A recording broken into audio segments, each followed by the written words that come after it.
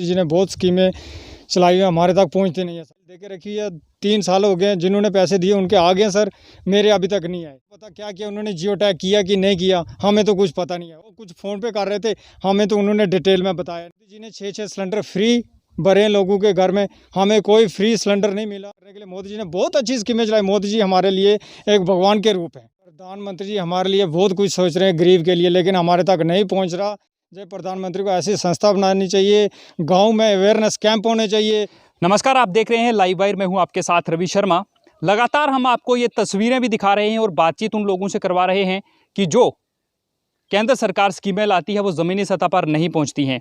स्वच्छ भारत अभियान के तहत बाथरूम जो है वो बनाए गए थे, और ब्लॉक स्योट की बात करें तो लगातार हम आपको दिखा रहे हैं कि कितना भ्रष्टाचार यहाँ पर पिछले कुछ सालों में हुआ है।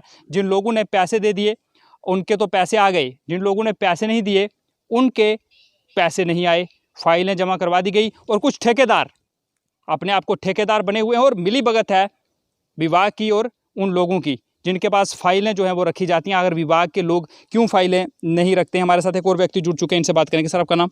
कौशल राणा साहब। राणा साहब, जिस तरह से बाथरूम की बात करें, स्वच्छ भारत अभियान के तहत हम लगातार लोगों से बातचीत कर रहे हैं और उनका ये कहना है कि उनको बाथरूम के पैसे नहीं मिले हैं क्योंकि उनसे पैसे की मांग की जा रही है, उनका ये कहना है।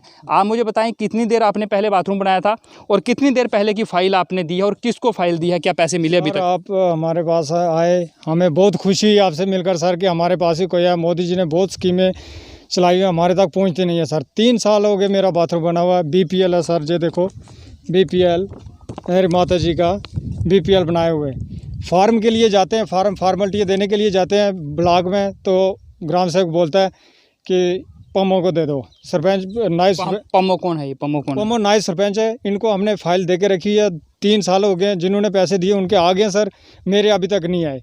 मैं देख रहा हूँ कब आएंगे, कैसे। देखिए, आपने नायब सरपंच को फाइल दी, आपने ब्लॉक में फाइल क्यों नहीं दी, पहले ये बताएं। ब्लॉक में गए थे सर, ग्राम सेवक ने बोला उसको दे दो, आप उसको दे दो। हमने उसको दे दी। उसके बाद सर जो मकान के मोदी जी पहले आप बाथरूम पर आते हैं ना, उसके बाद अभी तक पैसे नहीं आए सर। आपने उस नायब सरपंच को पूछा कि पैसे क्यों नहीं पूछा, वो बोलता सर्वे में नहीं है, जब सर्वे में होगा तो आ जाएगा। हमें क्या पता कौन से सर्वे होते हैं, कब होते हैं, कैसे होते हैं, हमें तो पता ही नहीं है सर। मकान की आप बात कर रहे हैं, मकान का क्या है सर? 1.5 लाख जो मोदी जी ने बोला हुआ मकान के लिए BPL, हमारा जियो टैग हुआ था, ग्राम सेवक आया था, हमारे मदर जी BPL विंडो 1000 रुपये पेंशन गवर्नमेंट इनको देती है। इन्होंने मकान में हमने जियो टैग करवाया था, एक कमरे में रहते हैं, अकेले रहते हैं, तो जियो टैग हुआ था। सभी के फार्म आए, उन्होंने फार्मलिटियाँ मांगी थी कि आधार कार्ड लाओ। मैंने और माता के साथ आधार कार्ड लगाया, लेकिन हमारा नॉट अवेलेबल लिख दिया। फार्म घर वापस आ गया, तो जिसने लाया उससे पूछा, वो बोलता हमें नहीं पता। तो हम किसके पास जाएं? अब हमारे पड़ोस में 1.5 लाख रुपये आएगा, वो मकान बनाएगा, हम कहाँ जाएंगे? मतलब जब आपके घर में आए थे, यहाँ पर जियो टैगिंग हुई थी, यहाँ पर दौरा करके गए थे कुछ लोग? बिल्कुल, ग्राम सेवक आए थे, 2 आदमी सर, जियो टैगिंग हुई थी, उन्होंने बोला था आ जाएंगे, आपके सभी के साथ आ जाएंगे। सभी के हो गए। मैंने फार्म दिया, नॉट अवेलेबल लिख के उन्होंने घर भेज दिया। उन्होंने जेब नहीं लिखा बैक साइड की, इसकी फार्मेलिटी कुछ कम है, जे लगाइए, नॉट अवेलेबल लिख के घर भेज दिए। अब मेरे पास है घर में, लेकिन पैसे नहीं आए। मतलब ये कारण नहीं बताया कि नॉट अवेलेबल क्यों हो गया? बिल्कुल कारण नहीं बताया। जिसने लाए नायब सरपंच के पास आया, उसने बोला मेरे को पता नहीं है कैसे हुआ, क्या लिखा है इन्होंने। फिर नायब सरपंच को दे दिए जी। मतलब जो फार्म आपका रिजेक्ट होकर वापस आया वो किसको दिया? अभी घर में ही है, घर में रखा। आपको किसने दिया? वो मेरे को नायब सरपंच ने दिया। उससे पूछा कि ये नॉट अवेलेबल है, इसका क्या मतलब है? उसने बोला हमें नहीं पता। हमें नहीं पता। आप क्या समझते हैं कि क्यों इसको नॉट अवेलेबल कर दिया गया? क्योंकि फार्मेलिटी आपने पूरी लगाई थी। फार्मेलिटी पूरी लगाई थी सर, क्या पता गवर्नमेंट की क्या चाल है, क्या करेंगे। लेकिन नहीं, मैं एक और, आप देखो, केंद्र सरकार लगातार ये कहती है कि गरीब लोगों के लिए स्कीमें लाई जा रही हैं और अच्छी स्कीमें आती भी हैं, इसमें कोई शक नहीं है। अब केंद्र सरकार, जो केंद्र में लोग बैठे हैं, उनको नहीं पता है कि आपका मकान यहाँ पर है, उसे नॉट अवेलेबल कर दिया गया है। क्या कारण आप समझते हैं? क्या बाकी लोगों के आगे हैं? बाकी लोगों के आगे, लेकिन हमारे अभी तक नहीं आए। क्या पता क्या किया उन्होंने, जियो टैग किया कि नहीं किया, हमें तो कुछ पता नहीं है। वो कुछ फ़ोन पे कर रहे थे, हमें तो उन्होंने डिटेल में बताया नहीं, जहाँ हमने देखा नहीं है। आगे उन्होंने उधर तक भेजा। नॉट अवेलेबल का मतलब है कि हम इधर नहीं रहते, इसका मतलब मैं यही समझता हूँ। इसका मतलब नहीं है हम इस दुनिया में नहीं है। हम क्या करेंगे? इसके अलावा हम कुछ नहीं कर सकते, सुसाइड ही कर सकते हैं गरीब किसान। ऐसा कदम आप नहीं उठाएंगे? एक और यहाँ पर इस इलाके की बात करें तो एक और आवाज़ उठ रही है कि जो गैस सिलेंडर्स यहाँ पर आए थे, जो मोदी जी ने स्कीम चलाई थी, गरीब लोगों को गैस सिलेंडर दिए जाएंगे, फ्री में दिए जाएंगे। जी। उसका लाभ आपको मिला? कोई लाभ नहीं मिला। मोदी जी ने 6-6 सिलेंडर फ्री भरे हैं लोगों के घर में, हमें कोई फ्री सिलेंडर नहीं मिला।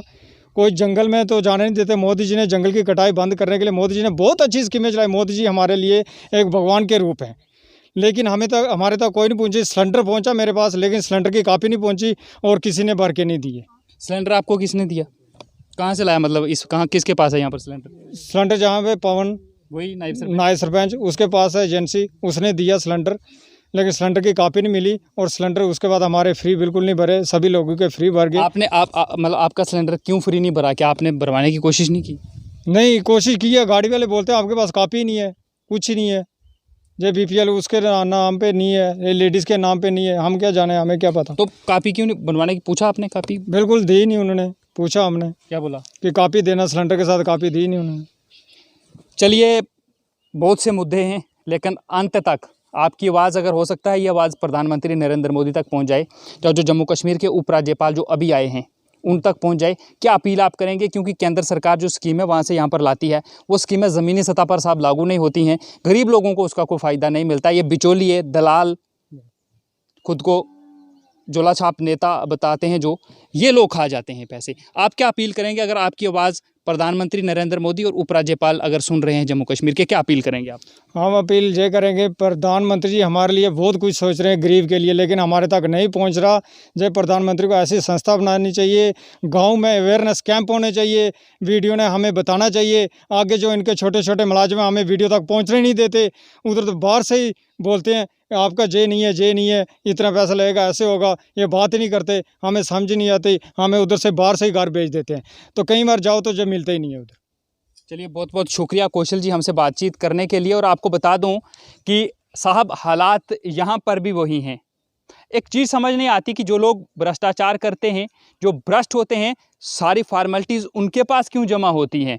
आखिर इनका ये कहना है कि ये अपने बाथरूम की फाइल लेकर ब्लॉक में गए थे, लेकिन वहाँ पर जो ग्राम सेवक थे उन्होंने इनको ये कहा कि आप नायब सरपंच को फाइल दे दें।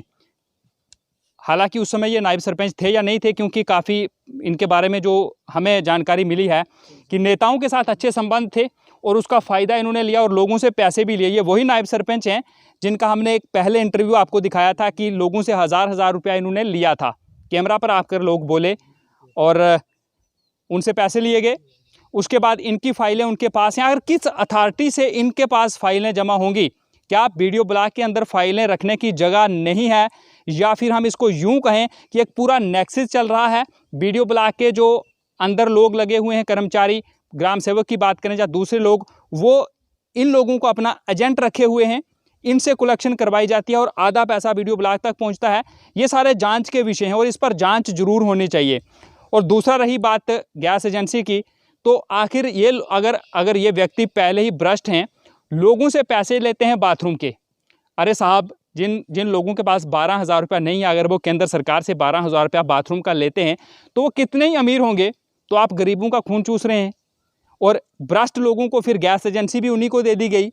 और गैस एजेंसी पर जब जिन लोगों से इन्होंने बाथरूम के पैसे मांगे, जब उन्होंने बाथरूम के पैसे नहीं दिए इनको कि ये हमारा हक है, हमारे अकाउंट में आए हैं, और उसके बाद एजेंसी पर इन्होंने फिर ब्लैकमेल कर दिया कि पहले आप साहब वो पैसे लाइए, बाथरूम के जो हमारे पैसे दें हैं, उसके बाद आपको सिलेंडर दिए जाएंगे। तो ये सब जांच के विषय हैं और इस गैस एजेंसी पर भी जांच ज़रूर होनी चाहिए कि आखिर क्या जिन लोगों का हक बनता है उनको सिलेंडर दिए गए हैं या नहीं। और अगर जिनको, जिस तरह से इन्होंने कहा कि सिलेंडर तो दिए गए, कापी नहीं दी गई, एक बार तो उनको सिलेंडर दे दिया गया, लेकिन जब ये गैस सिलेंडर भरवाने जाते हैं तो इनका फ्री में गैस सिलेंडर नहीं भरा गया, क्योंकि वहाँ कापी मांगी जा रही थी।